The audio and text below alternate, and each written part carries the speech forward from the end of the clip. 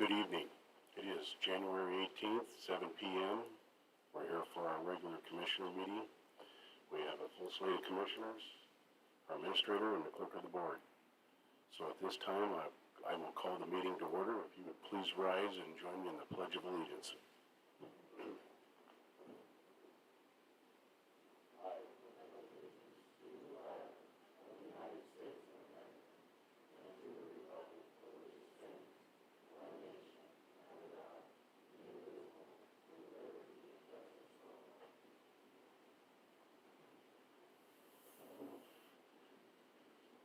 Okay, the first order on the agenda is office business vouchers.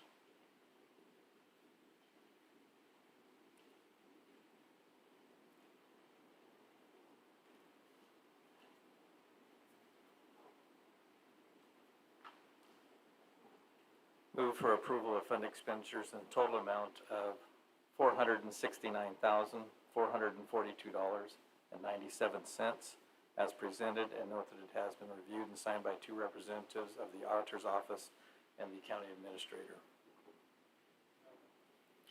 There's been a motion and a second for the vouchers, for the one voucher. All in favor say aye. Aye. Aye. Aye. Next on the agenda is the consent agenda. We have 8 items on the consent agenda today.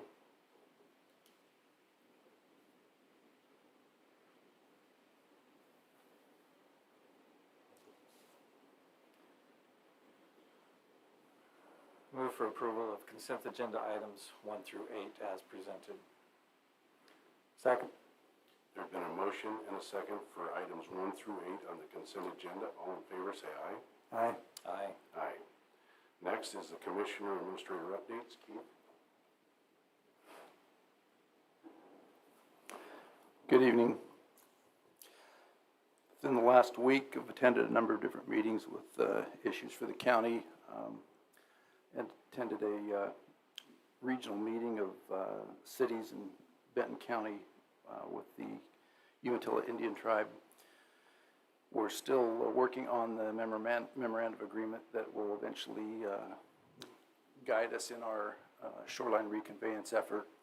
We spent a lot of time in this last meeting hearing from the attorney for the tribe, giving us a history of the tribal treaty rights and what kind of current fishing rights and other access to the river rights that were maintained in those treaties and interpretation by various courts in both federal and state that have an impact on that.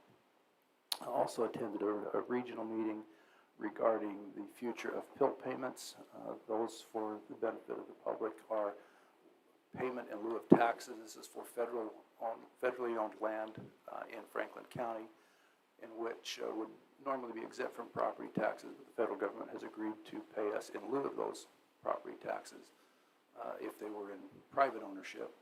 So in the last couple of years, the Department of Energy has questioned whether they want to continue those payments, and so the group of leadership in Benton County and the cities and school districts and other junior taxing districts that are impacted by that are working together to support those PILT payments, the continuation of those, and asking Congress to make sure that those are continued in the federal budget. Also, did some work with my county administrator counterparts across the state, talking a lot about legislation that's going on in Olympia right now and how that's going to affect counties. Last week there was a very significant State Board of Health meeting that I listened to. It was the better part of the day Wednesday. I believe the commissioners may have been on that presentation as well. A lot of concern about COVID mandates, particularly as it affects school kids across the state, and what the interpretation of administrative rules would be from the State Department of Health. I believe that went a long way to answer some key questions that people had, but certainly those questions are going to continue as long as we're trying to deal with COVID issues across the state. And then I participated in a meeting with Benton County regarding the future of our Juvenile Justice Center and the facilities that are in significant need of repair or rebuild, and we're beginning those conversations with Benton County. So that's mostly what I've been working on the past week. Commissioner Peck? Little lighter week this week. On Friday, I chaired the Legislative Steering Committee for the Washington State Association of Counties. For those who aren't familiar, that's one representative from each of the 39 counties in the state, and we are essentially the lobbying body that goes to the legislature on behalf of counties and does our best to influence those outcomes in the best interest of the counties. A couple of interesting notes from that meeting. One is that obviously Washington State is 2% of the union. There are 50 states, so each state is 2%. But in terms of the number of bills introduced in state legislatures across the country, we've introduced somewhere between 8 and 10%, which means 4 to 5 times as many as the per capita or the per state average in the nation, where we tend to generate thousands of bills in a session. A particular note in this session are bills to try and undo some of the, what I would describe as handcuffs placed on law enforcement under the Blake decision out of the state Supreme Court. Sometimes, well, laughingly referred to as a not my pants rule, but serious matter nonetheless. And so there are a couple of bills aimed at trying to correct those deficiencies and give law enforcement a better shot at enforcing the law. Notably and personally a bit distressing is that there doesn't appear to be much energy and no real meaningful bills that I've seen so far to make any significant changes to the current delegation of emergency powers from the state legislature to the governor, the very powers that he's lawfully used to constrain our lives and give us these. And for those of us who believe in following the laws, even the ones we don't like, it's a real pain, but we do it because it's the law. Unfortunately, again, I don't see much happening in a partisan world in Olympia to correct much of that. I wasn't able to participate in the meeting that Keith referred to with the tribes because I was chairing the WASAC meeting. I did follow up on that content, and the same with the State Board of Health, did some follow up on that. Thanks. Commissioner Mullen? Yes, I met with the health department this week, actually last week, to go over the duties as chairman of the board for the Benton Franklin Health Board. And that meeting will be tomorrow, but other than that, pretty light week, but had a very good conversation with Jason with the Benton Franklin Health District and looking forward to chairing that board. Thank you. Well, my week entailed a, Wednesday was a State Board of Health meeting on the vaccination mandate. And it was well attended. We had 3,597 pages of emails. We had 7,500 people signed up to speak. And of the people that got to speak, because they made the comment at the beginning, that if they gave every person 1 minute, they'd be there for 125 hours. And that, I thought, was refreshing to hear, and everyone that spoke was completely against it. And they're seeing what's truly taking place here in America. These people are well versed, and they spoke well. I had signed up to speak, and I had sent in my written testimony, asking questions. And I think that they got the gist of it, because at the end of the meeting, they voted unanimously to not support the mandate at this time, but they left the door open, as they always do. So our job is not to think that we got the job done. The next time they have a board meeting, we need to have 10,000 pages of emails and 20,000 to 100,000 people signed up to speak. Then they'll get the gist of it. With that, we went on to Thursday. I had the Port of Pasco meeting, and the Port of Pasco is really active here, getting things to move into our area, and then using the new means of helping to pay for it. And Keith, what is the acronym for that, for using the taxes in the future? It's TIF, tax TIF, yeah. increment financing. TIF. And are able to use the taxes in the future to pay for it now. These improvements, the new businesses that are moving in for the roadways and all the stuff that has to be done. Then it was the Ben Franklin regular board meeting. Ben Franklin Transit is talking about creating or building a new facility. They're going to demo the old one. They say there's mold in there. Honestly, I think Ben Franklin Transit is so flush with money, they're trying to figure out ways to spend it. And we're talking about a $16 to $17 million building. And the one they've got is just fine. So we've got a new board coming into play, and I think that you're going to see some good things coming out of Ben Franklin Transit in the future. So keep your eyes peeled on that.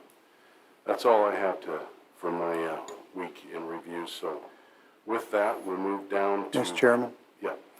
Before we move to Okay. public comment, I'd like to recommend that the board make a minor adjustment to the agenda and move next to the closed record public hearing, and then following that, come to the public comment. I suggest that because the closed record public hearing is just that. It's a quasi-judicial matter, and for us to, in a public setting like this, take public comment that arguably could drift into this area, could create some legal liabilities for the county going forward. So I think a simple reorder of those two would be a wise step for the board to take. Well, I appreciate that, and it is a closed public hearing. We're not supposed to hear anybody speak on it before the presentation and our decision. And I think that that's the way it is, but it's not, I don't think it's being treated fairly to the public. But the other thing we could do is have the public comment with no comments on the closed public hearing. So I think that'd be pretty tough for some of the people that are in here. So Commissioner Peck, or Commissioner Long, if it's all right with you, I think we'll go ahead and move the closed public hearing next on the agenda, and then we'll have the public comment, just to make sure that we don't hear any testimony before the presentation. Derek, are you ready?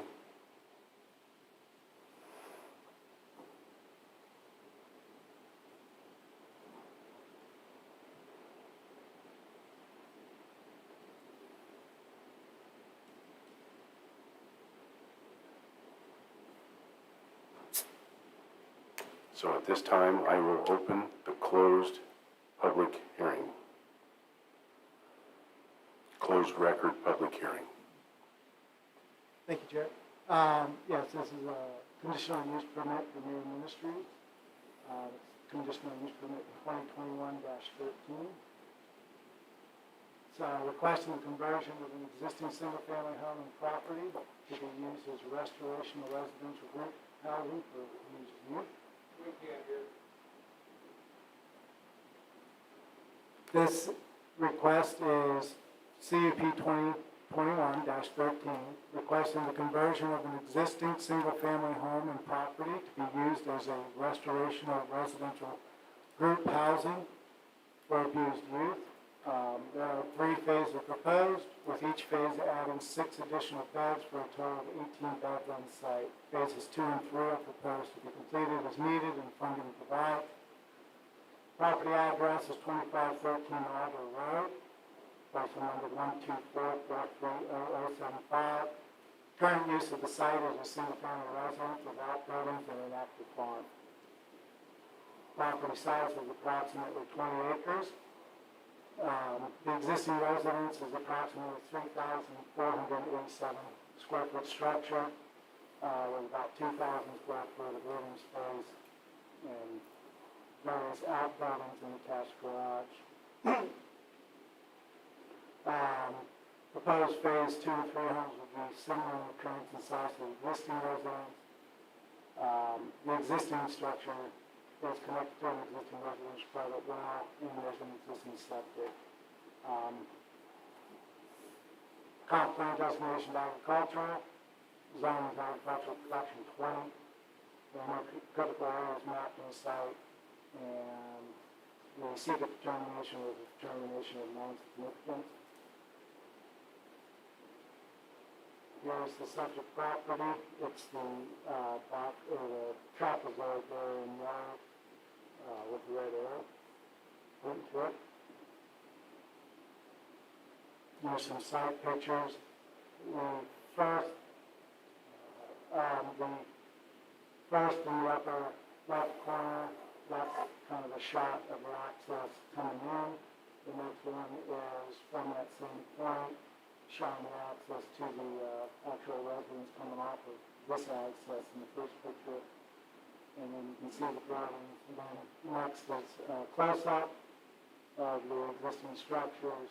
And then this last one is a shot kind of to the southeast.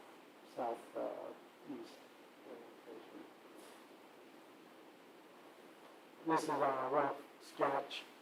However, you can rely on the accuracy of the proximities. The septic could move these types of things upon, but that's just roughly how they want to see the site laid out at the time of complete build out, all three phases. So phase one will be in the center, and then the other two will be as need and funding allows. Propose a 24-hour, 365-day a year residential, therapeutic staff residential home. As mentioned, phase one is to remodel the existing residence to accommodate up to 6 residents and the required staff. Equine therapy is proposed. Right to the battery staff will be provided 24 hours a day. Staff does not live at the facility. And then, as mentioned, phases 2 and 3 are to provide residents as similar to the existing house as need and funding allow. Each phase is to accommodate up to 6 residents.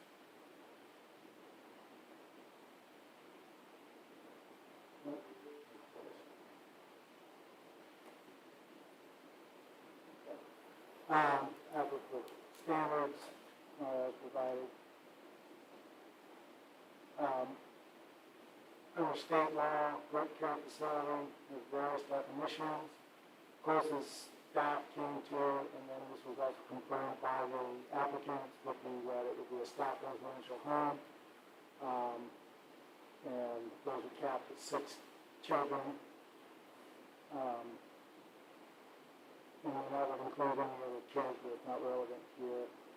At least one direct care staff person for every 6 years must be provided, and the Department of Youth, Children, and Family Services licenses these facilities after a life safety inspection by the state fire marshal, among other inspections, to confirm that it meets their standards.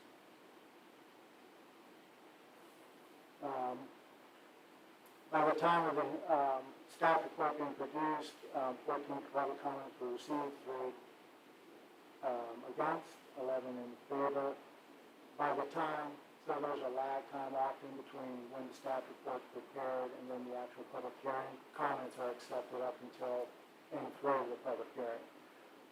So an additional 32 comments were received by the comment candidate. 31 of those were for the proposal, 1 was against. Comments against. Site concerns regarding the site's location, risk of community security of the facility, and impact to property values, among other concerns. Comments in support.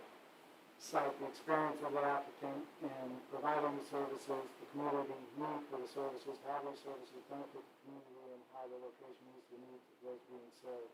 All the comments that were received were provided to you, both either as part of the packet or there was a supplemental comment packet. All of those comments were provided to the Planning Commission.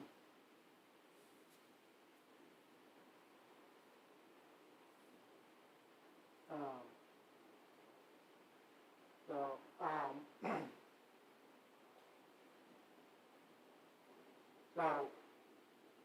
staff's analysis based on the idea that the agricultural land use designation would be continued, that ag use will continue. The intent is to have the facility as a working farm along with the equine therapy. They've leased the undeveloped portions out for continued ag uses. Group homes and group care facilities are listed as unclassified uses, meaning that they may be permitted in any zones, provided they are not specifically prohibited through the issuance of a conditional use permit. And the only thing that's prohibited specifically in Franklin County is the only thing that is listed as prohibited use specifically in Franklin County is the growing of marijuana or retail sale. So each zone may have things that you're not allowed to do, but unclassified uses are those that can be made compatible with most zones. At a minimum, the facility will need to be licensed through DCYF process to ensure it complies with specific requirements for specific types of services. And requirements for security, whether the proposal meets requirements associated with staffing levels, hours of service, fire suppression services, etc. Under the purview of state agencies, we may confirm that they have been done to the requirements of those. So people will go, they will submit their license, and the state will tell them you need to do X, Y, and Z. Then our role in that, as far as the building department, is to ensure that X, Y, and Z was done.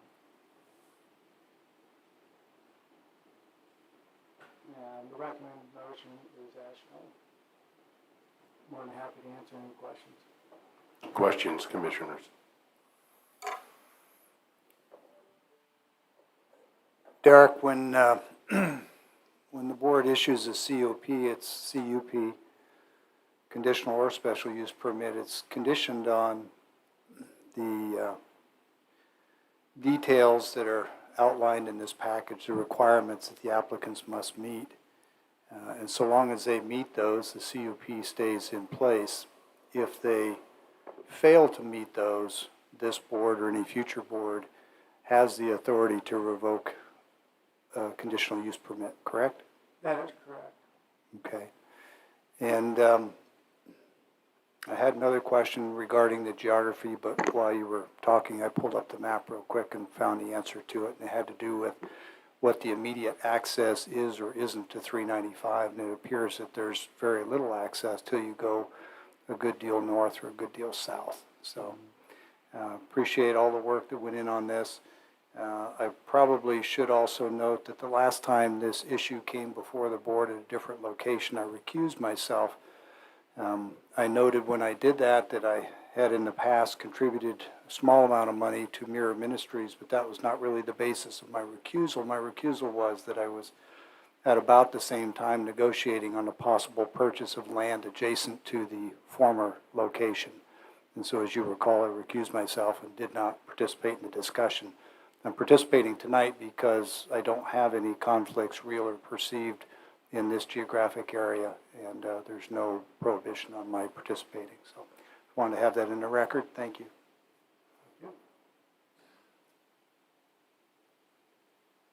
Commissioner Mullen, any questions? So with the Planning Commission, it was publicly noticed that the meeting with the Planning Department was open and available to everyone to come that wanted to and make a comment. Mm-hmm. Okay. And I also see in here the right to farm.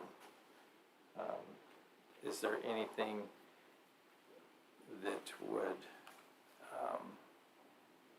interfere with the farming practices out there? That shouldn't.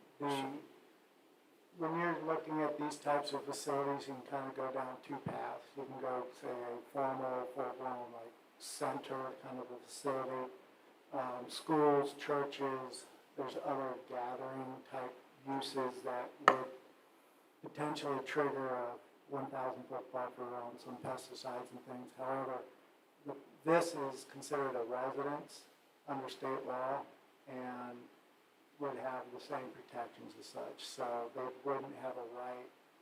There's a few different things. As long as the farmer or whoever's applying to doing whatever is following standard farming practice for the crop that they're growing, and they're not being grossly negligent or something like that, they're protected. They have a right to farm. And that's a primary right. Other uses are generally deemed secondary, if that makes sense. So with all three phases, their classification would never be put into as like a school. Correct. Thank you. Unless state law changed or something like that, but yeah, as the law current sits, it's correct. Thank you.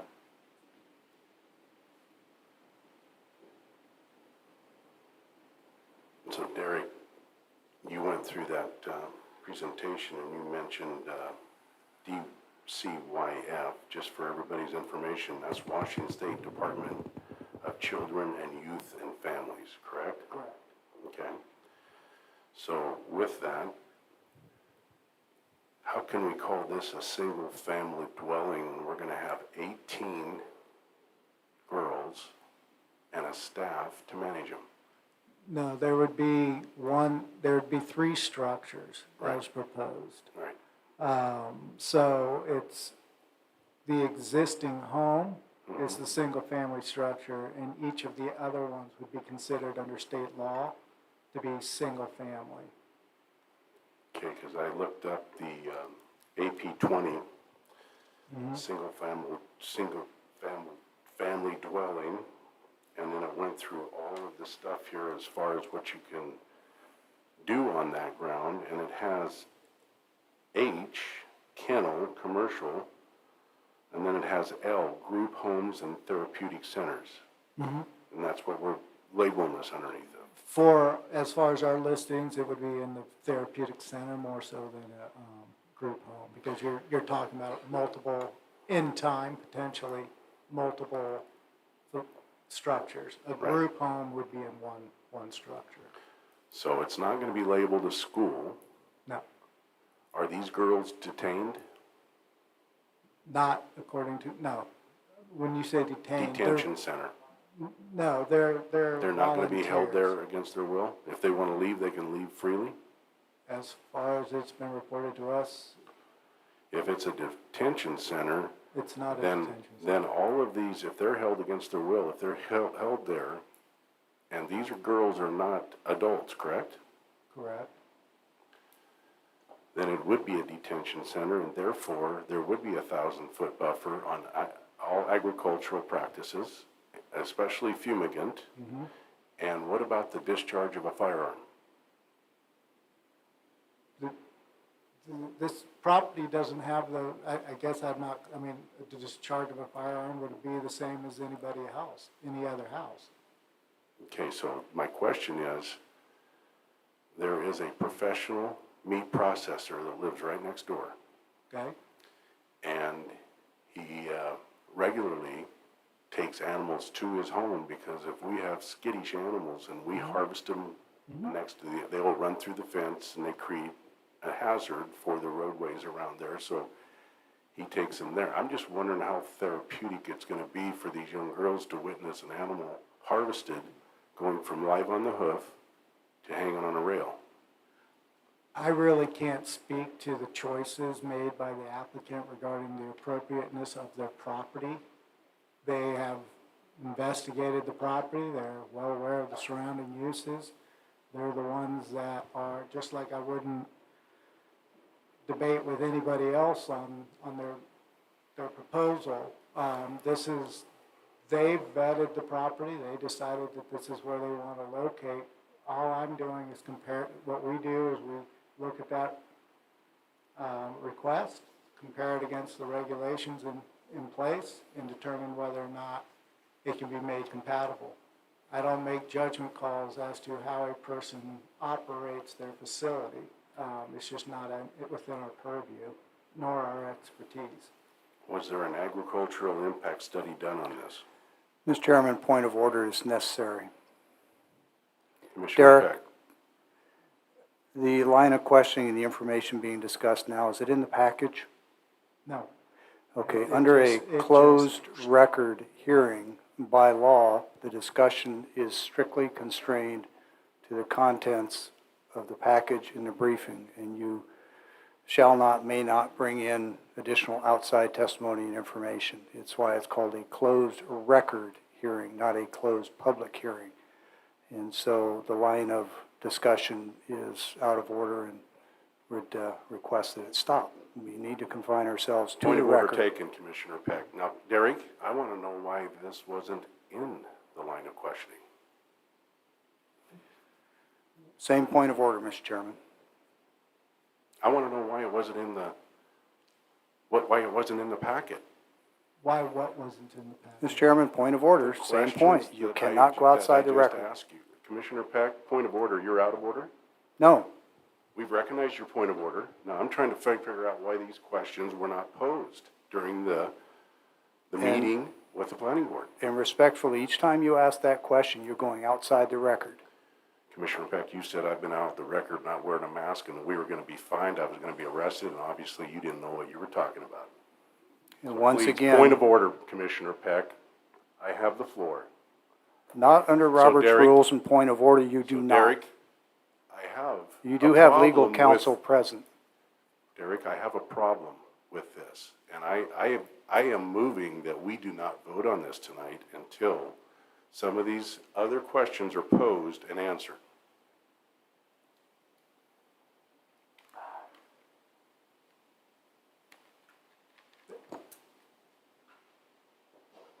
Is there a second?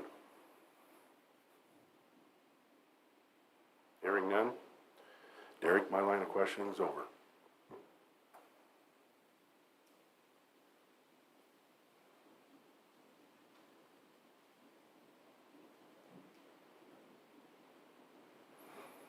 Mr. Chairman, move for approval of CUP 2021-13 and whatever relevant resolution number goes with that, recognizing that a second can still allow discussion. Second. There's been a motion and a second. Discussion. As the maker of the motion, I'll speak to it and say that there may not be a perfect place for a facility like this, but there sure is a perfect need, in my opinion. And I think that the applicants have put forth a package, and the contents show that it is lawful.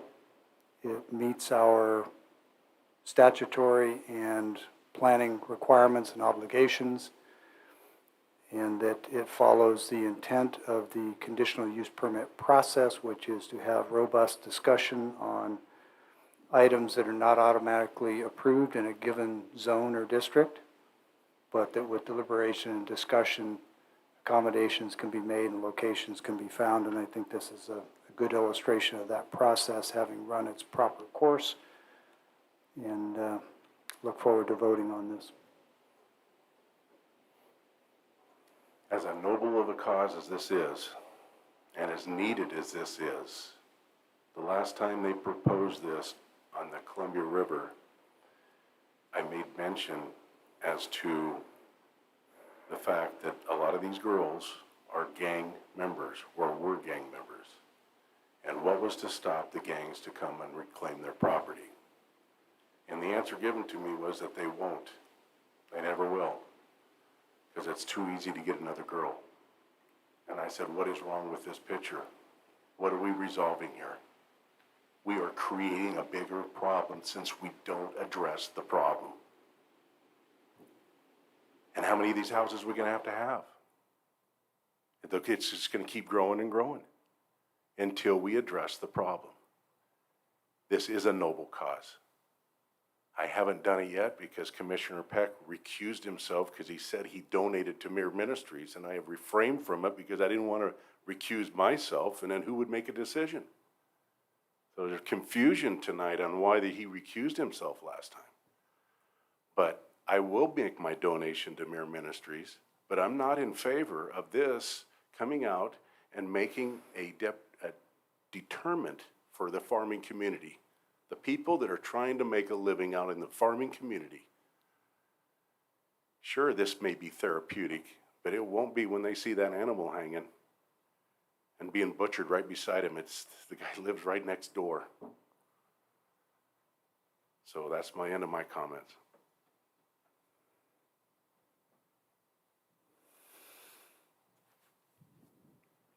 Mr. Johnson, do we have a resolution number? It's right there, 2021-13. I believe that's the The conditional covenant. use permit number. Is that the same as the resolution number?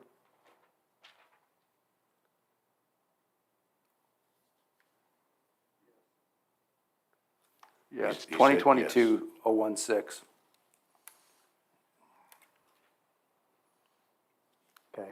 I was careful to make my motion for CUP 2021-13 and the attending resolution number. And for the record, that number is 2022-016.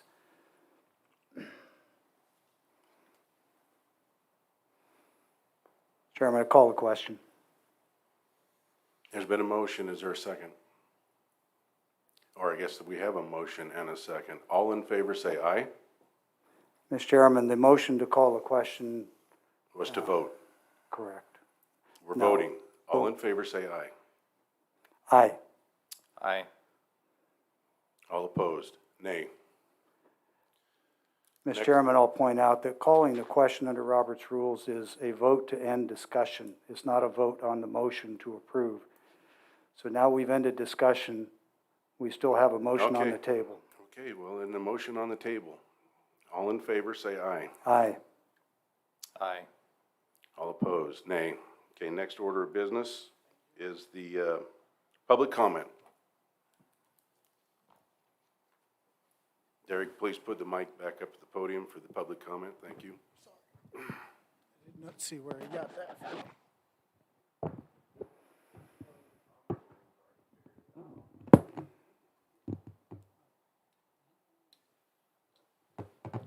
Public comment can be on anything you want to talk about.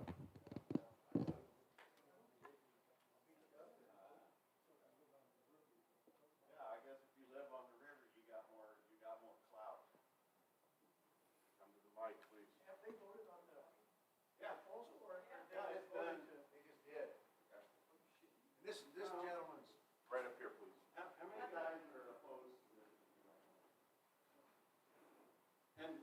And it was reported up there that there was only one person that opposed this. And all these people wrote all that in. Yeah, his figures are all wrong. It was like 31 that wanted it and like one. And he said this wasn't going to be a school, this gentleman here, but yet again, that's what it is. It's, yeah, and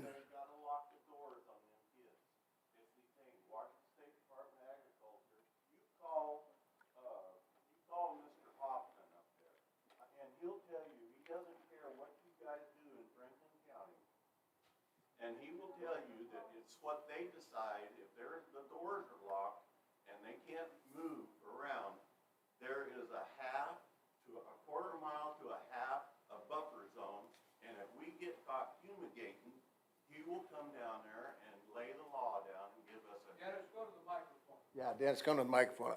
I'm not done yet. You're next. You go ahead. Well, you're next. I apologize. I No, am you're adamant about this. If you guys pass this thing, I'm gonna sell out and I'm moving out of Franklin County. I've been here for 62 goddamn years.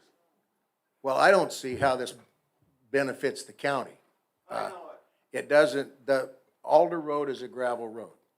And you're gonna have people coming and going, so it's gonna be higher maintenance on Alder. Who's gonna accept that? At the last meeting, I asked the question, who's financing this? Is this being financed by the state? Or is it just mere minute, is this like a 413C3 or whatever it is, non-tax? So are us Franklin County landowners gonna have to pick up? Nobody's answered that. It's just like, it just blew it off, and just way too many unanswered questions. And to Mr. Peck's point, 395 is from where that residence is by walk. Gotta walk across Glade Creek, but it's about 400 yards is about all it is. And I don't know what your reason for the freeway there. But you got, yeah, train tracks.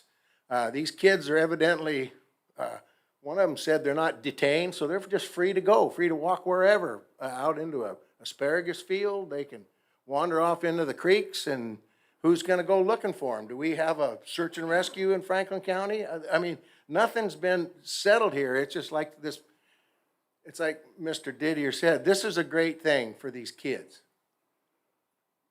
But not here. There's Mirror Ministries, I brought it to them, and they, just like they didn't want to hear what I had to say, I says, have you guys looked at Bailey's Boys Ranch? I just went out there the other day. Have you looked at it? No. What's that? I said, well, it's a boys ranch, and it's a perfect spot. It's available. I found another one in Walla Walla County, ready to buy. Step right in and buy. The other question that Mr. Wise brought up, why were they not successful on Sagemore, and they seem to be successful here? What's the difference? Is it $1 million homes there versus poor Dennis's little Wiseacres farm? I mean, I don't get, there's just a lot of things that haven't been addressed here, and the numbers don't add up. This 31 for and 1 against that's wrong. I was there, I don't know, but I did have a list of things, but I think I've covered them all here. Let me just a moment, gentlemen. Yeah, nonprofit, road maintenance, winter access.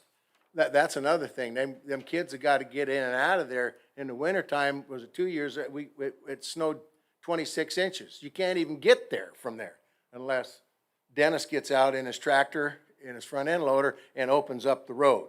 Then they can get their people in and out. They're supposed to be there 24 hours a day.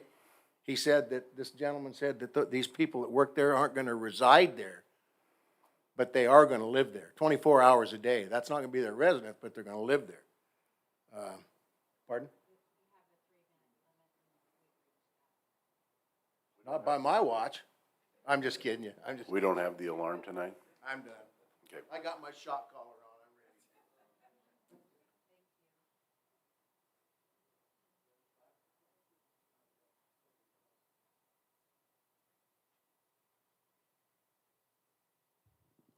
I'm ready. Hello, my name's Noel Price, and I farm the unit and the farm just adjacent, just north. I own 350 acres just north of where the site is. So I'm directly affected by this, and I'm sad by the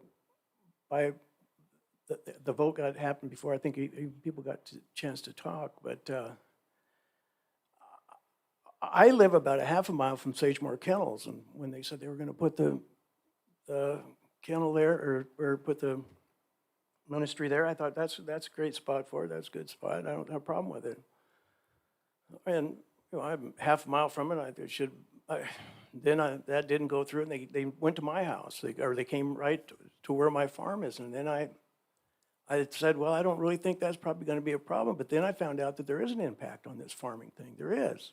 You can't put 18 beds in there and not fall under a state category. It's like you're trying to we're going to call it a house or we're going to call it something, but the state's not. When we apply pesticides and restricted use pesticides and fumigant, the state's going to relook at it different. I want you to understand that it's not. You're cutting my livelihood out of this thing. We've had 30 years of raising potatoes on that property. Every 3 years, 10 crops. I raise spuds out there. That's what we do. We're a row crop farm. I'm disappointed if this thing's passed, and I just want some reassurance that if you've made special permit for someone to come in right next to my farm, and I can't farm the first 1,000 feet of my farm, which gets me to the pivot of my circle, that's a real hardship on me. And what's in that for me? How does that work? I think that's a great idea. I mean, I don't think there's anybody who thinks it's a bad idea what you're trying to do. I really, truly believe you've picked the wrong spot. You put 20 acres out in the middle of Franklin County there. You do 20 acres, and that's going to affect all those farms around us. And it's gonna. And I'm disappointed. I've paid taxes. As a matter of fact, I pay $185 every day, 365 days to Franklin County for property taxes. And I look at this and I think you guys have let me down. I'm sorry. I want the ministry as bad as everyone else. That's just right in the middle of a farm, right in the middle of my circle is the wrong place to put it. I'm sorry I feel that way, and I hope it's a success wherever it goes, but I'm really disappointed.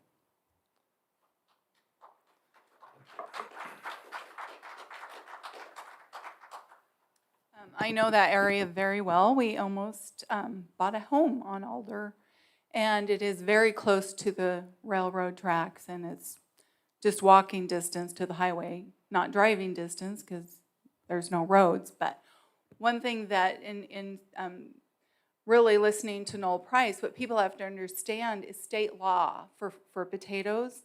Okay, the state law for any fumigants, if you're near a school, which this could end up turning into, the donut hole was supposed to be safe, and, they're constantly trying to make it part of the city. You can't trust government's word. So you need laws to make sure that you are protected, and the fumigating laws for farm ground are quite strict.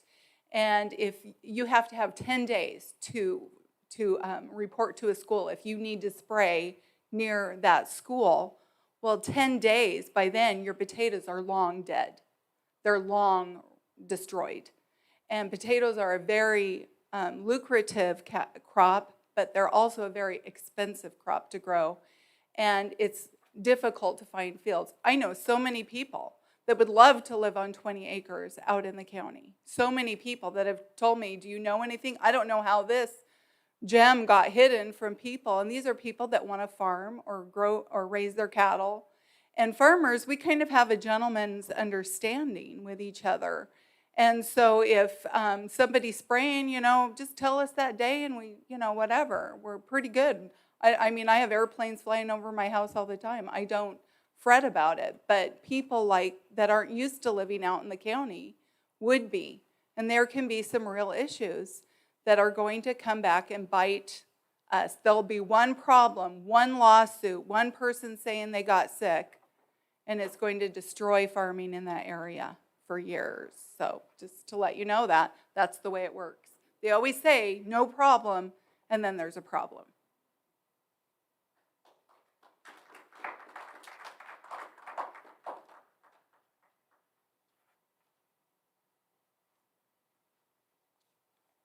David Sorensen from Clover Lane, right off of Alder, probably a mile and a quarter. I attended the first meeting with questions about Mere Ministries, and I got answers that were totally misrepresenting what they're doing. This, under almost any definition you look at, is a juvenile detention center. And 4 times I asked the question, would these girls be detained? 4 times I asked that question. The lady that stood up out of the audience, apparently a Mere Ministries spokesperson, didn't give me a straight answer until I asked, can they leave if they want to? Yes, she said. Well, a little more pressing on my part, and it turns out that the girls can leave if they petition some counsel for Mere Ministries 3 weeks in advance. And who is this counsel? I mean, ridiculous. Anyway, this gal actually tried to answer every question I had, and the planning committee didn't have any answers, like this gentleman here that was sitting here. He said there was only one person against having Mere Ministries out there. Well, that's bull. There were at least 50% that said no, we don't want it. Another huge question I have that the first meeting I did not ask, and I'd like to ask it now. Are these American girls or are these illegals? And if indeed they are illegals, if they can't leave the facility and they're going to take girls apparently up to 12, 13 years old and keep them there, can't leave, and homeschool, I don't know if that's considered a school or not, but if they're illegals, the whole county should be against this, not just me.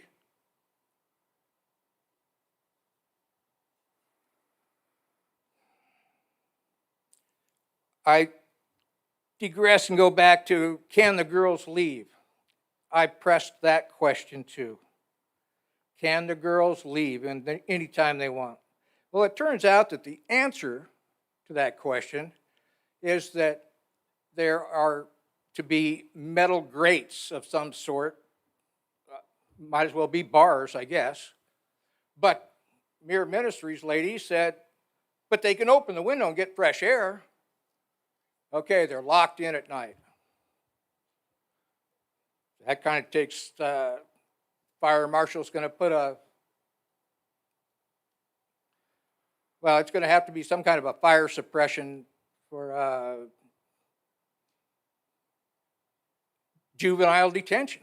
I mean, it's, and these girls, I don't know, none of them, I doubt, are from the country. They're from the cities. They're coming out with the big expectation, of getting to ride horses. And to me, that's a pretty screwy setup. We can keep the horses in the country, keep the girls in the city where they belong, and apparently, I don't know, if they're on their good behavior, they get to come out and ride a horse once a week. Otherwise, city girls aren't going to be mucking out the stalls, feeding in the cold, the wind. Maybe not even liking it in the warm weather.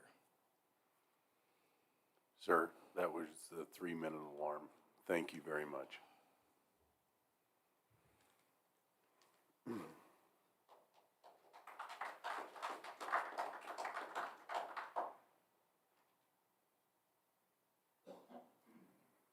I'm allowed to speak again, I apologize for my outburst, but what good does it do for us to talk about this after you guys have already voted?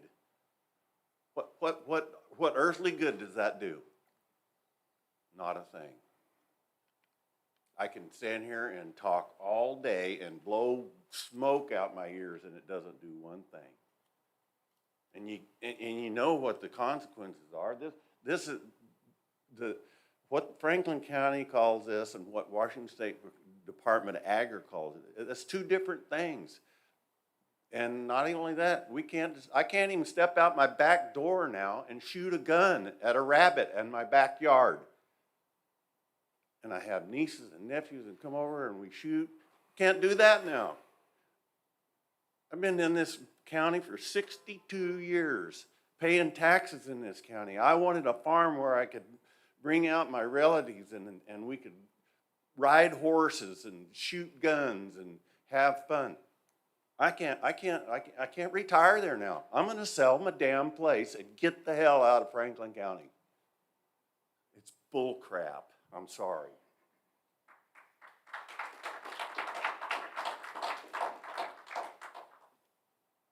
I got one more question to what Dennis just said. Is this done? Is this a done deal? They're gonna, as you guys have voted, Mere Ministries now has to go ahead and do their thing out there. Yes. Yes? Yes. Jesus, this is the United States of America? What the heck? You guys need to clean up your act. Not you, sir, but you guys. This is bullshit. Whoa. Please refrain from cussing. Thank you. This is a conditional use permit. There are rules and laws that they must abide by. They cannot interfere with your right to farm. If they do, then they're in violation. We can only make this judgment on the issue that was presented to us, the information that came from the planning department. Any outside information we are not supposed to talk about. This is an issue with the planning department, not with us. But there are rules and laws, or rules, I should say, that Mirror Industries is going to have to be held accountable for. They cannot interfere with your right to farm. That should be a concern of theirs as well, because if they're going to invest this money into their facility, then they should be aware that at any time that could be taken away. And it shouldn't interfere at all with anyone else's right to farm out there. According to the rules, it cannot.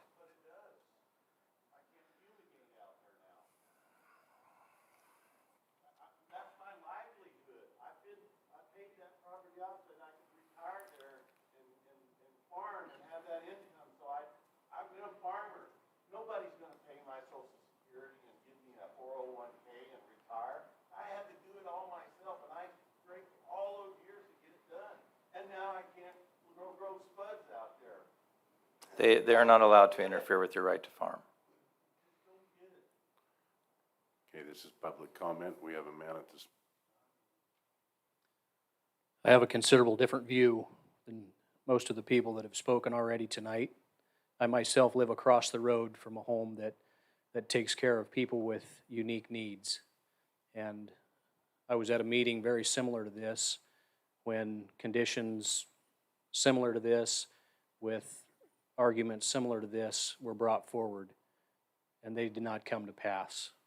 As Commissioner Mullen just pointed out, I seen on the screen that there was 16 conditional use things that they have to meet in order to do this, as well as follow the laws and the rules that govern what they do, both from the State Department of Children and Families, I believe it was said. And I'm thankful that there's people that have compassion and a purpose in their life to help take care of people like this. I have had the opportunity to witness one-on-one people that have been in a situation that would have been a blessing if they had an opportunity to go to a home like this. It is a problem that is in our society. It does need to be addressed, and like the house across from where I live, people said, it's a great idea, just not in my neighborhood. And I'm thankful that this passed tonight. It is a big need. Children is a passion in my life, and we need to take care of those that are not as fortunate as we are. I think it's unfortunate that there's the frustration that there appears to be from this. As far as I know, I've been at the commissioners' meetings. As far as I can tell, that the process has been followed as is laid out before you, and I'm thankful that the process was followed to the point it is. And for those that are concerned, I think that they need to come and talk to those that are in charge of the areas of concern there are. I've heard everything from if there's 26 inches of snow that they can't get out. That's no different than if there's 26 inches of snow at my house or your house, wherever your house is. That is inciting frustration amongst neighbors and people coming up with reasons and things to make problems. Mirror Ministries are our neighbors, and I think we need to help them in every way that we can. And that goes from the county to the neighbors to myself. I'm thankful that they've found a place now with your vote tonight that they can call home, and I think we need to support and embrace them in every way that we can. Thank you for the opportunity to speak.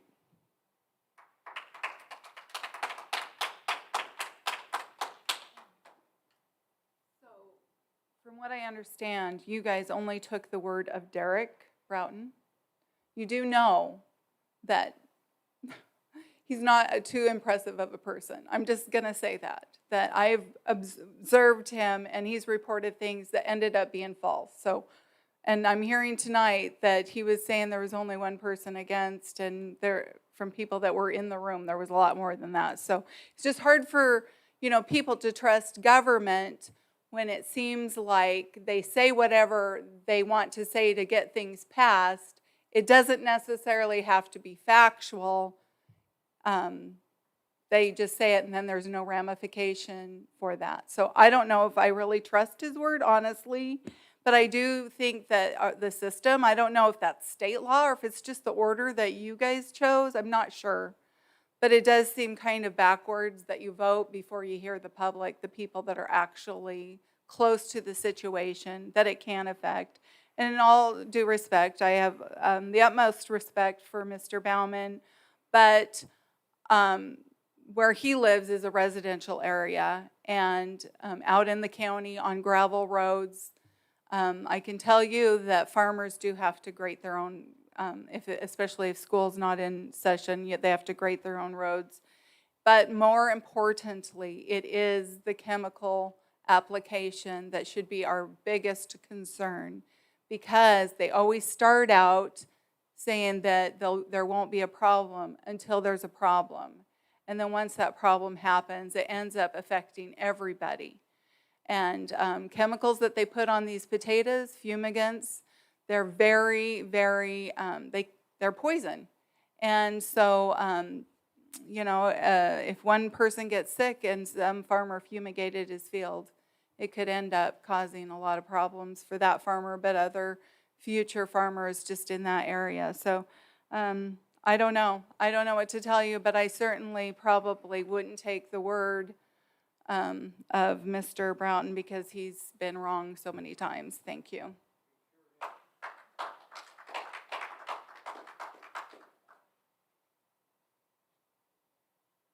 I just need to make some clarifications. I keep hearing people say that I said one comment. Those were the written comments that were submitted, not the speaking comments that were at the hearing. Those are in your meeting minutes, and the synopsis of those conversations exists there. So I apologize if I miscommunicated that. But the numbers, I do stand by. That's the written comments. You have them in your packet. And under Washington state law, local jurisdictions must treat group housing that have 6 or less as a residence. We don't have the option of we have to treat them like a residence. And that's why they're classified or viewed as such. And that's also why the right to farm ordinance would apply. There's a lot of potential speculation of things that could, I have to look at things based on. So Derek, are you up presenting again? No, I'm just clarifying a couple Because I want to items. know, on NP 20, how many residences can be on 20 acres? AP 20 up to 4 without a conditional use permit, even more with a conditional use permit. Okay. But with the approval of the board, correct? Yeah. Yeah. That- You're talking about 3 dwellings with 18 girls plus all the people that are helping on 20 acres. I'm just telling you that without a conditional use permit, you can have up to 4 structures, residences for family and permanent hired help. Conditional use permit, you can have over 4, so you could have 5 or more, and that's at the will of the board.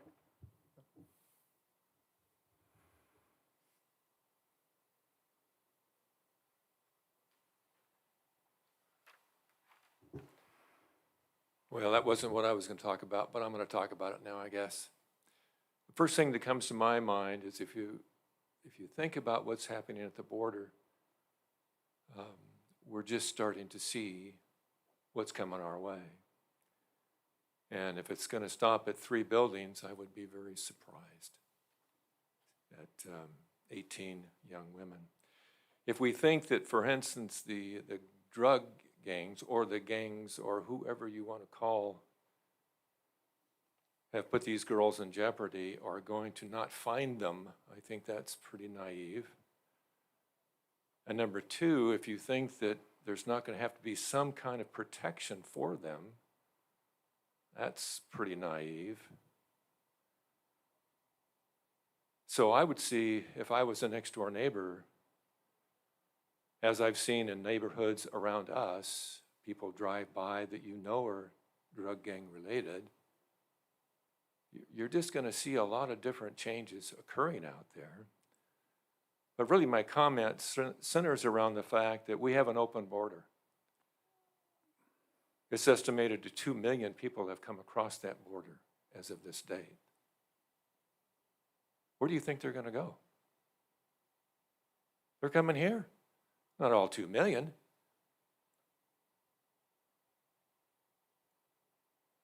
You've got to stop the problem. And I don't know what it takes to shake the tree in Washington. I would think that literally shipping them to Delaware would be a really good idea. I mean, a real good idea.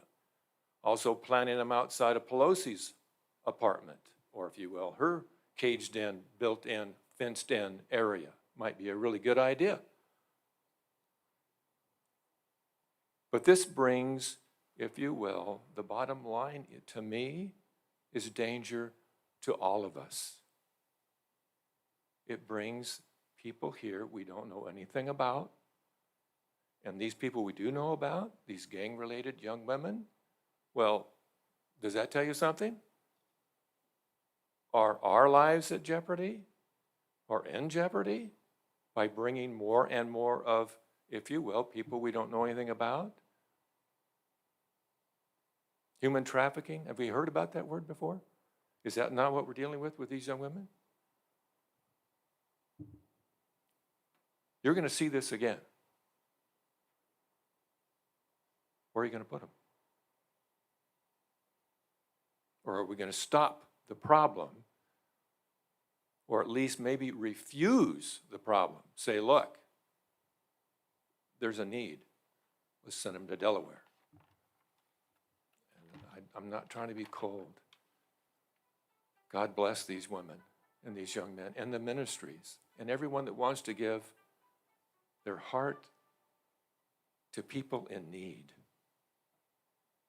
But if we cannot protect ourselves, how do we protect them? And that's my comments. Thank you.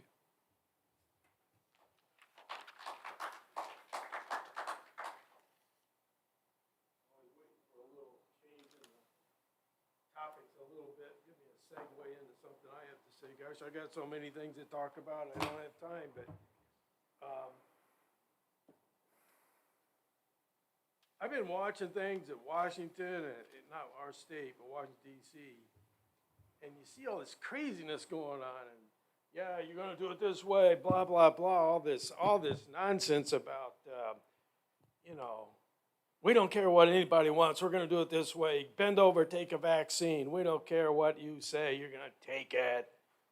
And President of the United States, Biden, take the vaccine, it's safe and effective, you won't get sick if you take it. Well, look around. Talking about people coming into the country, did anybody see those 3 C-17s fly in here a while back? They flew right over Pasco. They flew right over my house. They went over Winco over in Richland. And they circled down low, and they were wobbling. They were so low, I thought they were going to crash into my house. Did anybody see that? These are C-17s, military aircraft, Air Force. They hold 600 people. They came from Afghanistan.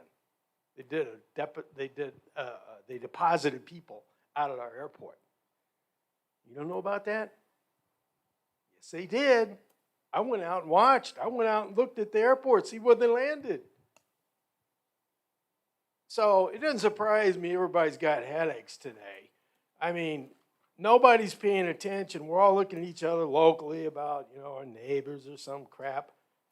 Look, you got to start learning a few names. Department of Health and Human Services. Do you even know that person's name? Rachel Levin. You ought to check her out. She's quite a person. Whew. And we're being brainwashed. There's a term out there, if you look it up, it's called mass delusional psychosis. Others call it mass formation psychosis. This country's sick in the head. Half the people in this country are suffering from psychosis. That's why you can't talk to your friends and neighbors. If one of them took the vaccine, another one didn't take it, a great big divide. They've all suffered from mass formation psychosis. It's a real deal. It happened back when this pandemic started. Thank you very much, Dr. Fauci. And the leader of the WHO, what's his name? Tedros. Know him? He's got a long last name. I don't know where it is, but he's got a long last name. He's from Ethiopia. He's a known hardcore communist. Okay? He's a Leninist. If you know anything about history about Lenin, he wasn't really a very nice guy. The Red Scare, the murder of millions of people. Well, this man and Fauci, they said you can't use any traditional drugs that have worked for the last 40 years. You have to use remdesivir. They created this mass psychosis by murdering people in New York City to the tune of 30,000 and dumping them out in the graves. And as far as the bat virus, we all got told, oh, a wet market in Wuhan. I guess some crazy bats got together and pooped on each other and they got sick, and a person came along, bought it at the wet market and got sick, and it all caused coronavirus. You know, coronavirus research has been going on in this country for at least 20 years. And they know from Fauci's emails, his own emails and communications, that this is not a Wuhan wet market bat coronavirus. This is created in a lab. It started at University of North Carolina, Chapel Hill, USNIAID, that's National Institute of Allergies and Infectious Diseases, funded by Barack Xi, gain-of-function research featured in the Fauci FOI emails, built upon mouse gain-of-function virus created by the NIAID and the CDC Sir? and the UNC Chapel Hill Sir? Fauci head. Sir, thank you. Your 3 minutes. Did I hit the 3-minute button? Couple of, Oh. yeah, they went off twice. Oh. Thank you. But all good information. Well, Thank I'll, you. I'll be back at the end of this because there's something else that's going to really pop your eyes open. Okay, thank you. You can look up whether or not you took a deadly shot. Yes, sir. You need to know that.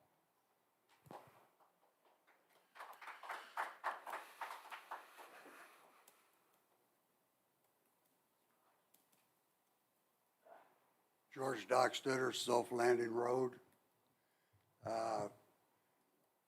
Be honest with you, I'm glad you supported Mir Industries.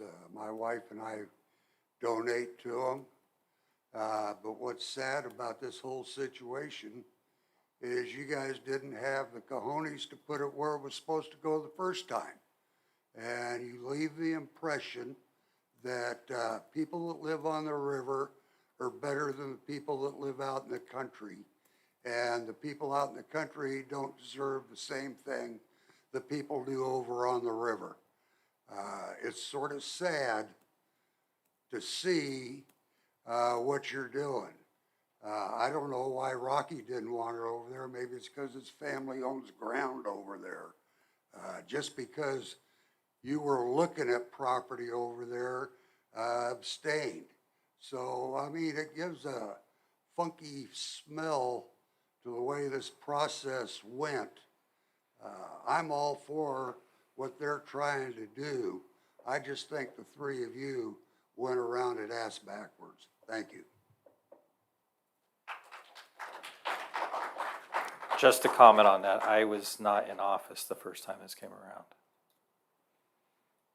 So, Is there any other public comment?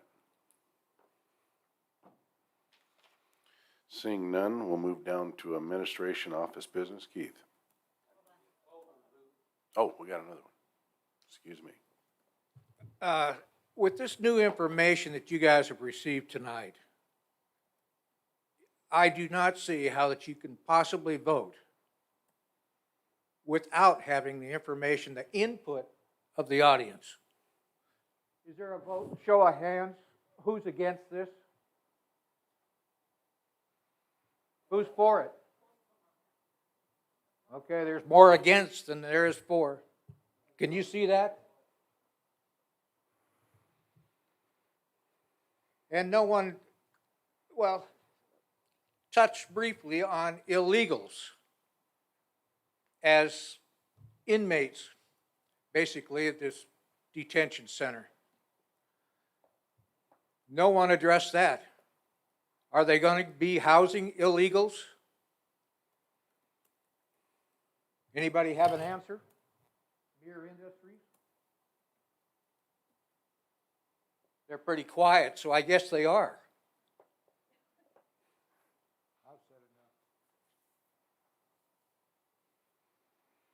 Any other public comment?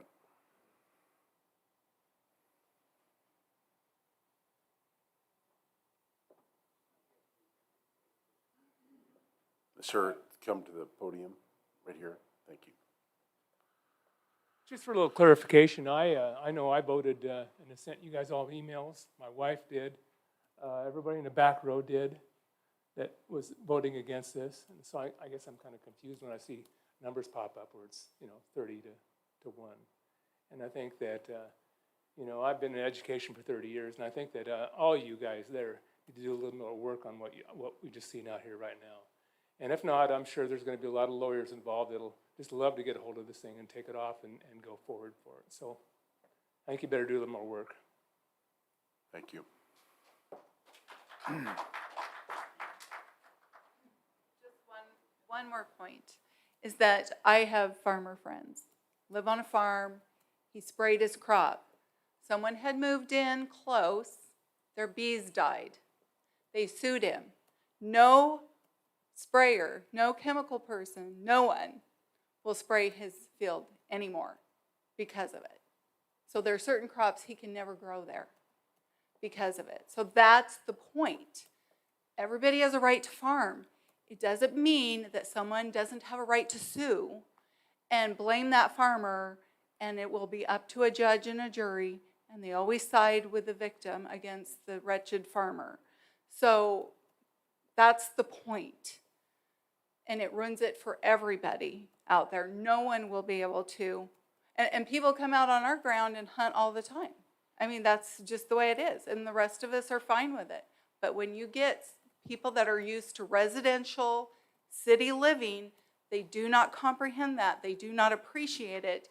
And the first girl to get sick, she will file a suit and make a lot of money. In fact, that person told that farmer, "I'm sorry I had to sue you, but I needed the money." So there you go.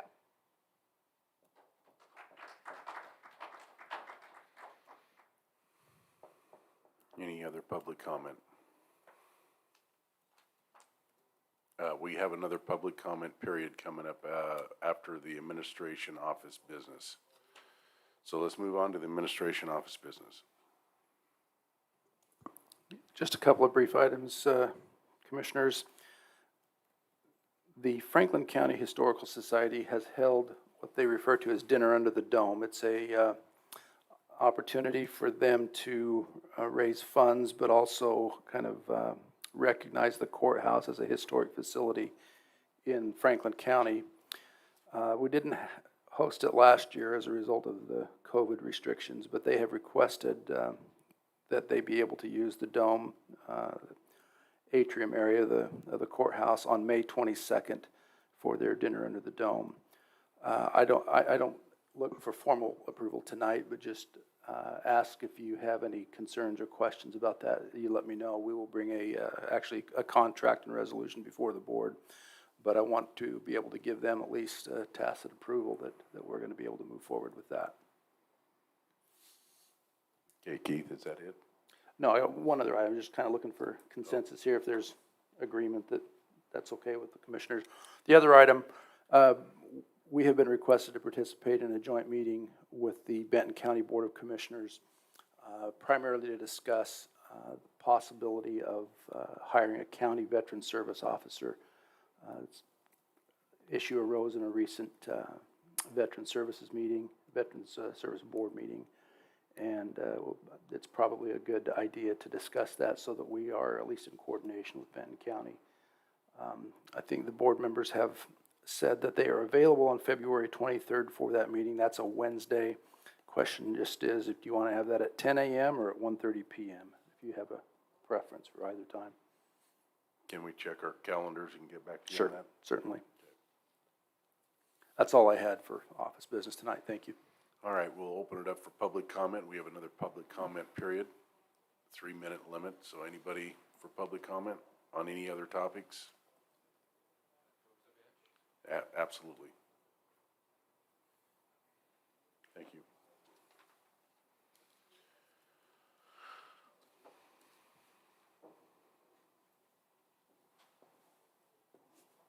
My name is John Rose. This is a public health comment.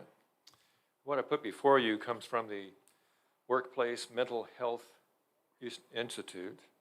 And what it is, it's basically a diagram, a cartoon, if you will. It gives you an idea whether or not you're in an abusive relationship. I'd like to just read that. Number 1, stop you from seeing friends and family. Number 2, won't let you go out without permission. Number 3, tell you what to wear. A mask comes to mind. Monitor your phone or your emails. We know the NSA doesn't do any of that. Control the finances or won't let you work. We've not heard of anything like that. People can't work. Control what you read, what you say. We have, of course, none of that going on in the social media. Monitor everything you do. Number 8, punish you for breaking the rules. But the rules keep changing. Goalposts keep moving. Tell you if it is good or for your own good, and they will know better, or that they know better. Let me read that again. Number 9, tell you it is for your own good, and that they know better. Number 10, don't allow you to question it. Number 11, tell you you're crazy and no one agrees with you.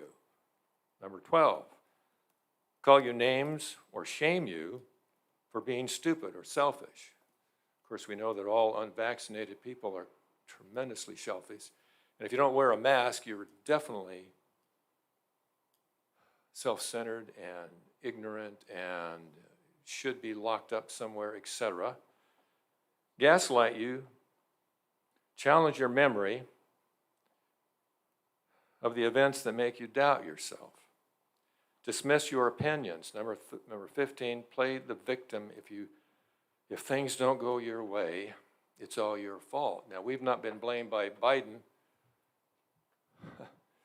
I mean, it's all the unvaccinated folks who are sharing the Omicron, right? There's none of the vaccinated that are actually catching and spreading this disease, right?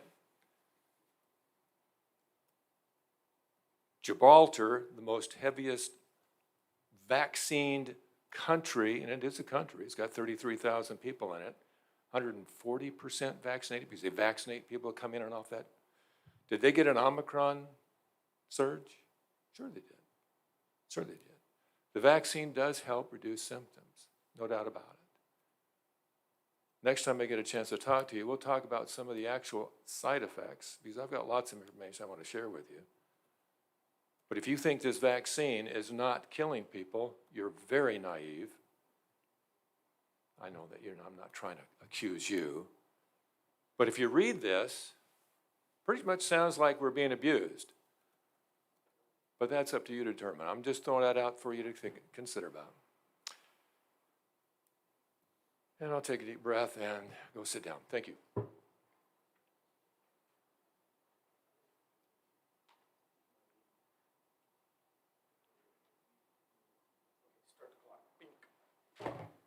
Yeah, deaths, go to theirs. We're only at 21,745 deaths that they admit to, which is 1% reporting. We all get our minds all kind of clouded up. We get taught something years ago, and all of a sudden we think it's all truth. But remember Salk and the vaccine he was working on, polio and everything? I have a question about Mr. Salk. Why didn't Salk ever win a Nobel Prize for the polio vaccine? And why wasn't Salk ever elected or admitted into the National Academy of Sciences? The reason is the whole thing was a failure. That's not taught in public school. Now, BioNTech's mission statement, harnessing the immune system's full potential to fight human disease. Doesn't that sound really nice when you put that vaccine in your arm, which is a bioweapon? It screws up your immunity. Now, I have another thing that's related to farming. I'm glad that all these topics are out here. They all trigger my thinking. And I have to mention this thing about shots. But in the state of Washington and in 19 other states, we have alkaline hydrolysis. Ain't that cool? You don't know what it is, do you? Never heard of it? Well, in alkaline hydrolysis, you have this big stainless tank, and they put alkaline like lye. My grandma used to make lye soap, pretty bad stuff. And then when somebody dies, you dump them in the tank, and they dissolve into human goo. Then they get to dump it down the drain, and it goes to your processing facility where all the other sewage goes, right down the sewer. And then when they take the water off and the liquids, and you got all the solids left, guess what? They get to pour all those people on your farmland. I'd like to know how many farms are accepting solid waste from facilities that have these humans that have been decomposed. It'd be kind of nice to know whether they're eating potatoes that have some of your relatives in them. Now, as far as the shots, you can go on the web now to medalerts.org or go to howbad.info, and I have the howbad.info, and you can look up your batch number, and you can find out whether or not you took a shot that killed a lot of people. Oh, safe and effective. Get yours today. If you get it, you won't get sick. You know, I think we've been taken over by the Chinese Communist government. I think it's a hostile takeover, and I think they're actually running our government right now. That's my opinion. I hope I'm wrong. But if I'm correct, and this is a hostile takeover, you need to take a look at the military code for what happens when you have an aggressive takeover. Okay? They have a year. They have 1 year. At the end of the 1 year, the United States military has the right to go in and start rounding people up. We might be looking at that because the year is up in about 2 more days. 2 days, the year is up. 2 days, we're January 20th, when Joe Biden and the Communist Party took over the United States. That's where we're at. That's why it's so confusing. That's why your media doesn't make sense. That's why the news stories don't make sense. That's why people are getting agitated and angry, and we're all getting divided. And I hope we don't get mad at each other, because that's what they want. They want a civil war in the United States. Okay? Thank you. We don't want that. We don't want any of that. Thank you, sir.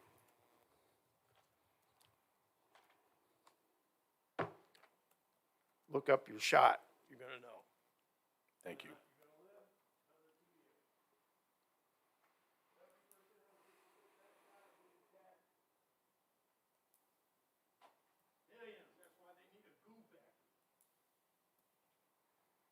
George Dockstutter again.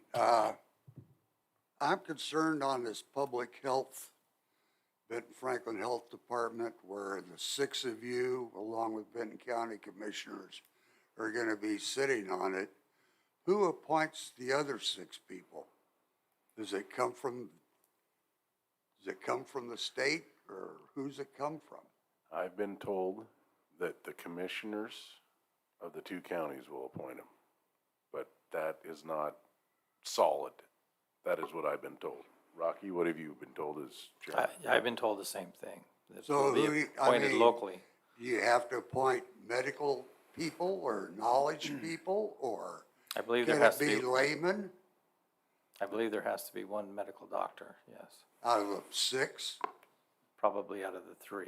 But again, they are still going over the rules, so I do not know them to be exact. Well, hopefully, if the 3 of you will, along with your counterparts in Benton County, pick out some people that got some brains. Thank you.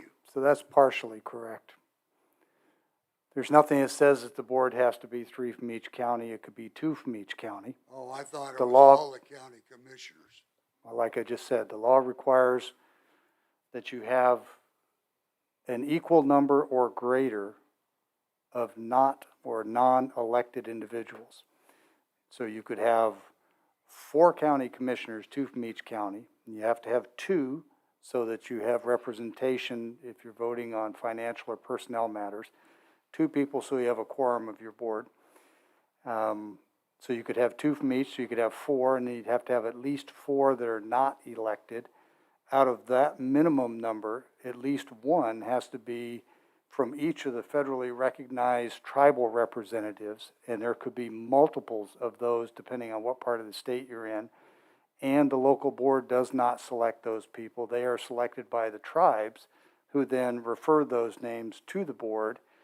And there are a host of other rules, and if you'd like, I'd be happy to dig up the latest information and send it on to you. But to say it's complicated is an understatement. But at a minimum, for our 2 counties, you'll need 4 commissioners.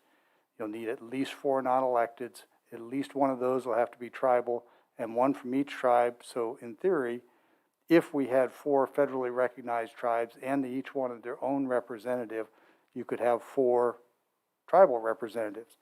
But you could also have 4 commissioners and 38 non-electeds. There's no limit on the number of non-electeds, it just has to be equal to or greater than the number of electeds. Well, it's scary because of what they tried to do in Olympia the other day and getting that down to the local level. I hope the county commissioners keep control of that locally. Thank you.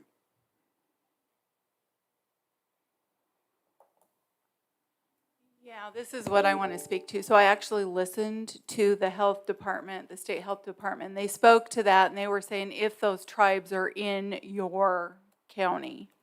So I don't know all the different tribes that are in Benton and Franklin County. But the thing that's disturbing about that is, who are they answering to? You are our elected people. Under the Constitution, you are elected by the people. You are representatives, and you have the right to vote because you speak for us. The bureaucrats are hired, but they answer to you, and you answer to us. Who do these appointed persons answer to? They only answer to themselves, and that is unconstitutional. You have to make a stand, just as mandates by the executive, which we learned from our U.S. Supreme Court, is unconstitutional. It doesn't matter what the legislature voted for. They don't have a right to vote away the authority that we gave to them to write law. No matter how many laws that they pass, we didn't give them that authority. There is a separation of powers that is guaranteed to them under the Constitution, but that authority comes from the people, and they answer to us. These appointed positions, just as the mandates, are unconstitutional because they are not passed. All mandates and laws have to be passed by the legislature because they answer to the people. Any laws or rules passed. So if these are in advisory positions, no problem. If they have voting power, it's a huge problem. And you need to stand up and resist it. And if they take you to court, good. Because that's when you get to present the unconstitutionalism, and it can end up in the U.S. Supreme Court. Because the Washington State Constitution mirrors that of the United States Constitution. And if they veer from that, then they can be in a lot of trouble because we have the right. The power is in the people. Always, not just during election time, always. So we have to stand up, and that is the best way when you put your oath, your hand on the Bible and swore to protect the Constitution of the United States and of the state of Washington. The best way to do that is to defy unconstitutional laws and mandates. That's why I come without a mask. And I want to point out that the only commissioner that came to our courthouse with COVID was Commissioner Peck, and his mask didn't do a dang thing. So normally I don't respond to these, and especially when it's This is Ms. public Hatch. comment. That's right, and you gentlemen have been responding all night, so I'm gonna do it now. So, whether I had COVID or not is a question. I didn't have a positive test when I came to that meeting. And I was wearing a mask, and I did that to protect people around me in case maybe I did. So you also need to understand that when a commissioner goes and sits on the Board of Health, that's an ex officio position. That's not an elected position, and if you're not familiar with the distinction, it's a good read to find out because it largely negates everything you said. Mr. Rose? May I speak? Yes, sir. Go ahead. If you'd listen, I'm not sure if you listened to that health committee board all the way to the end. Yes, I did. Did you catch the fact that they didn't understand that there were actually a place for people to go? They don't Yes. call it a camp, Right. but the board didn't really recognize the fact that a place had been built. Detention centers. And so I thought that was kind of surprising that they themselves weren't aware of the fact there was actually a place that if you wanted to detain somebody, you could actually do it. That was very surprising to me. But they made the comment that it was for people that was traveling outside the state, so they would have a place to go to. Correct. I don't think it's too hard to put up towers and electrify the fence. If we haven't learned anything, if we looked at Australia, we're looking at Canada,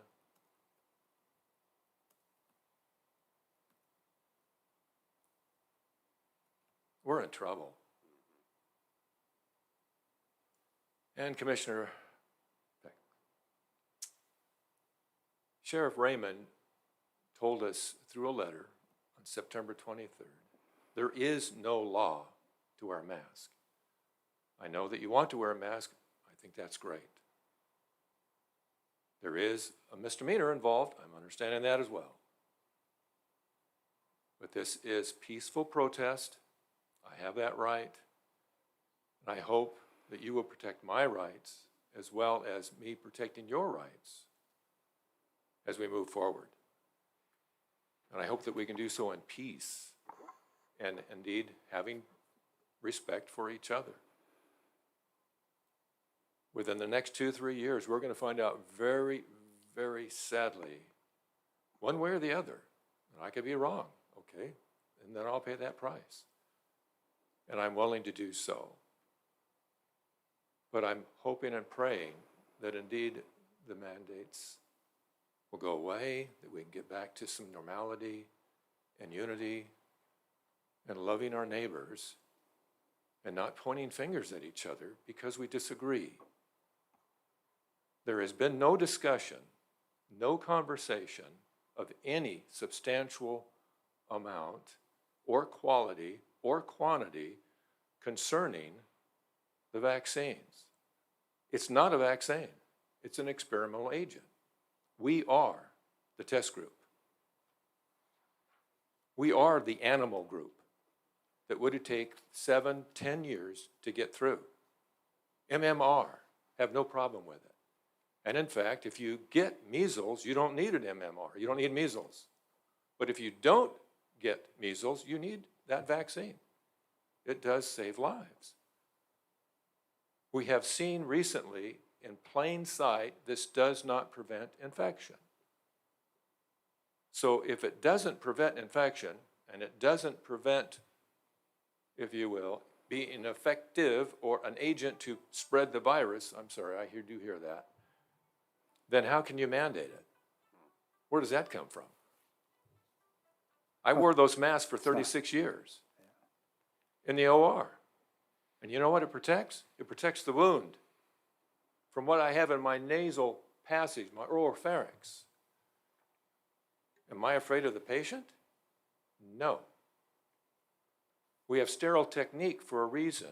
If you want to know what protects you from a virus, because at best an N95 takes out 95%, and down to, at best, 3 microns.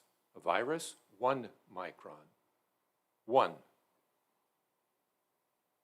If masks work, they would have those masks in a level 4 virology lab. They don't. They have bubble suits with the ability to get in and out of that area with a decontamination chair. You've been in mop gear, I've been in mop gear, you need to be contaminated. Masks don't work. Not for what you think they do. And to mandate that, So, Mr. Rose, it appears you are out of time, so let me just briefly respond and say, I don't necessarily wear this because I think it's going to stop me from getting COVID. I don't necessarily wear this because I think it's going to stop somebody else from getting it from me. I wear it because even if it helps a little bit, I'm willing to respect those around me and wear it. That's a personal choice. I'm not trying to mandate that you do. And lastly, I'd suggest that if you look up the definition for edict, which is what some people have referred to the governor's actions, you'll find that it is literally a mandate that has the full force and effect of law. Now, we can disagree on whether or not the legislature delegated their authority to the governor and whether or not he's lawfully using it. I'm not an attorney. I don't know. But I do know that the courts have tested it 41 times in this state, and so far it's 41-0. And since I took an oath to uphold the laws of the state, I don't feel like I have a choice but to do just that. But I'm not asking you to. thank you. Thank you.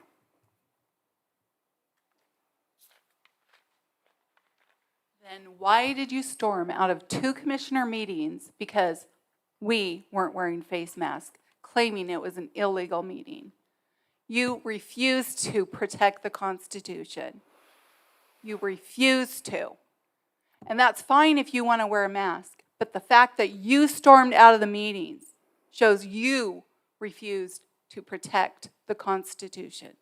That's the point. Yeah, just like those 21 years in uniform.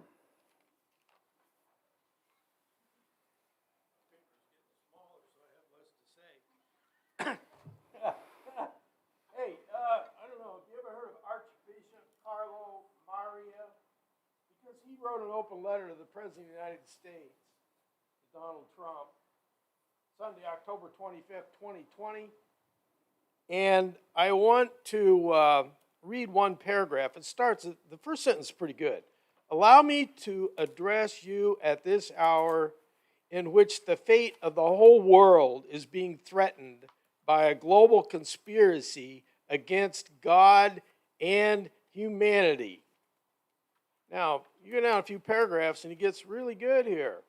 The purpose of the Great Reset is the imposition of a health dictatorship aiming at the imposition of liberticidal, I'm not good at that word, liberticidal measures hidden behind tempting promises of ensuring a universal income and canceling individual debt. The price of these concessions from the International Monetary Fund will be the renunciation of private property and the adherence to a program of vaccination against COVID-19 and COVID-21 promoted by Bill Gates with the collaboration of the main pharmaceutical groups.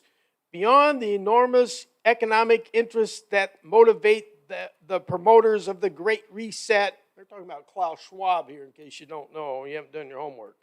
The imposition of the vaccination will be accompanied by the requirement of a health passport and a digital ID with the consequent contact tracing of the population of the entire world. Those who do not accept these measures will be confined in detention camps or placed under house arrest, and all their assets will be confiscated. And in the words of Klaus Schwab of Davos, the guy whose father's a Nazi, he says, we will get the Great Reset, you will own nothing and be very happy. He's written the book, you can buy the book, it's called The COVID and the Great Reset. Now, as far as laws and stuff, we do have the Nuremberg Code. I've talked about that before. You can look it up. You can't give shots to people without telling them what you're giving them and what it's going to do. That's international law. So I don't even know why there's a question about this. But as far as U.S. code, Title 21 of the Food and Drugs Chapter, Food and Drug Administration, Department of Health and Human Services, Subchapter A, General Protection of Human Subjects, Informed Consent of Human Subjects. Now, I went to the pharmacy a few times, and I said, hey, I'm kind of interested in this. I look like maybe a good potential happy customer. Hey, I just want to know, what you got there? What's in it? What's it do to you? You got the little sheet. If you go to the pharmacy and pick up Advil, you're going to get a sheet about this long with microprint on it with every possible adverse effects it can do.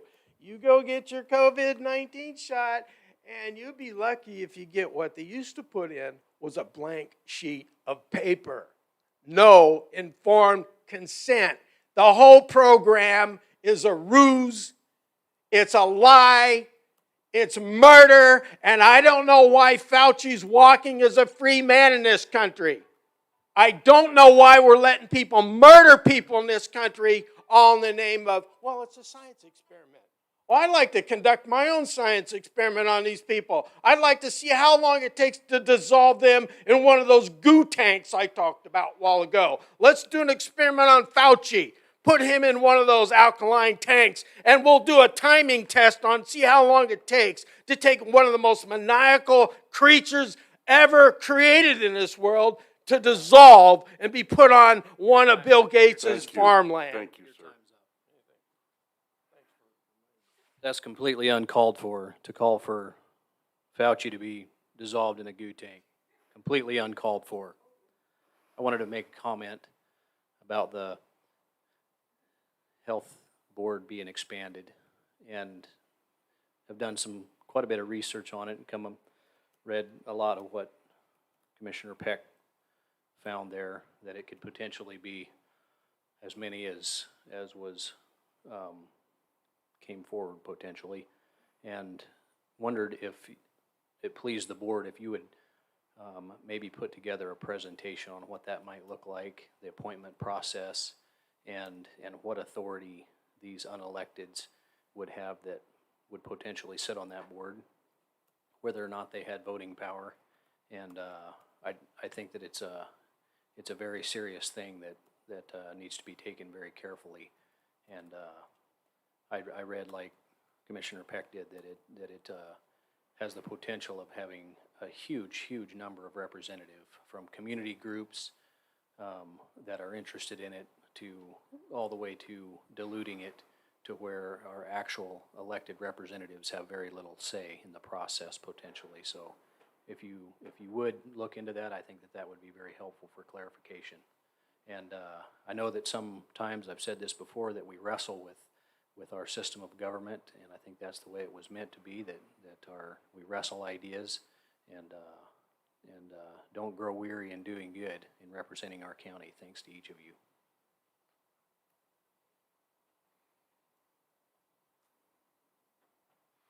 Is there any other public comment? I forgot to ask you, Keith, was there anybody on the phone?